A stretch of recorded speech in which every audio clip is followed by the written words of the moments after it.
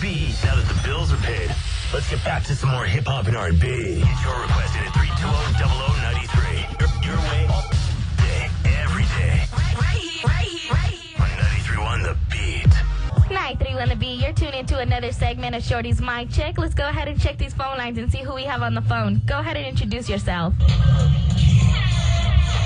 Hey, what's up, Hinda? This is your homegirl, Loca. I am right here live in action with Shorty. So lace us up with a little bit of biography about yourself for the people that don't know you. Well, I'm your basically pretty average type of girl. I do music, I have kids, I'm married, and I love to talk to people. I'm always on the internet. I have 4 CDs out now, and I'm working on the 5th. It's going to be called Forgive, Not Forget, and that's basically it. I do music, Spanglish, pretty kickback type of girl. When would you say you actually started in the music industry? You know, I've always been a part of the music industry, you could say, to a certain point. My dad has always been involved in music. He's always been part of groups, and I always followed him around since I was a little girl. So I've actually been around music my entire life. Now, the minute that I chose to do rap as my genre was around maybe the age of 12, 13. That's when I really started focusing and knew that that is the area that I wanted to get into. Is there anyone who has actually influenced you in the music? I would have to say my dad. I mean, I could mention a couple of rappers, such as a group called Control Machete, but if you want to get down to the nitty-gritty of it, I would have to say my dad. I mean, he was the one that showed me everything I know, and it was thanks to him that I like what I'm doing and that I wanted to pursue this. So I would have to say him, my father. So being influenced as a little girl around your father in the music industry, when did you know this was something you actually wanted to keep on pursuing? I always liked seeing him on stage, and I liked the reaction that he would get from people, the noise the crowd makes, and I mean, just the whole feeling of being, you know, behind the stage and waiting for, you know, your name to be called so you get on stage, and just the butterflies you get in your stomach. All of that, I knew from a very young age that that's what I wanted. Like I mentioned, when I was around the age of 13, that's when I started focusing on it more seriously and went to pursue it full force. How hard has it been for you being a Latina in the male-dominated industry? It has been hard because since it's so crowded with guys, as a girl you stand out right off the bat, and you're either going to get a good or a bad response from people. I think the most important thing was getting the respect from the males and being taken serious as a female artist and letting them know right off the bat, you know what, I'm in here to do this because this is what I love doing, and not only that, but because this is the means by which I provide my family with, so don't mess with me. You know, I never went in there flirty or this and that. You know, right off the bat, I let anyone that I come across to know the way I am, let them know that I'm all about business. I don't play. I'm a pretty cool person. I consider myself really nice, actually, but I did let them know that since the very beginning. By the time that my career started taking off, they already knew the basics about me, and they knew that I wasn't not just another girl that was gonna be there, you know, like I said, all flirty and let me be cute and let me be sexy. That was not me since the get-go. I earned what I believe was the respect from the males, and then everything else after that came easy. So what record label are you with, and when did you sign with them? I'm signed to Urban Kings. Actually have been talking to them for a very long time. I've actually talked to them prior to me being signed.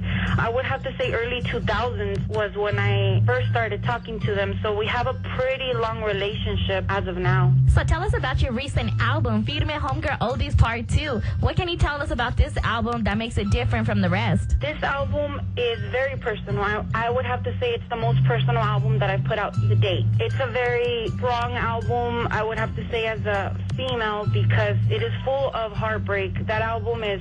I recorded it during the time in my life when I was going through hell on earth. It has been the worst time, the worst years. It actually took me about 2 years to complete it, and those 2 years were bad. But from all the negative came positive, and thanks to me having an outlet such as the music was, to put all that anger, frustration, and the sadness that I was going through at that point, it really helped me. And I would just have to say that it's a very personal album, and it's an album for those that are going going through a hard time. I mean, if I went through it and was able to get out of it, I hope that whoever listens to that album also gets the same thing out from it. So looking back at everything you've actually been through until today, what would you say has actually been your accomplishments throughout these years? I would say my biggest accomplishment has been the friends that I've made along the way. I mean, that to me, I've gotten to meet so many different people from all over the place and built real good relationships with some of those people that, I mean, you can't put a value on that.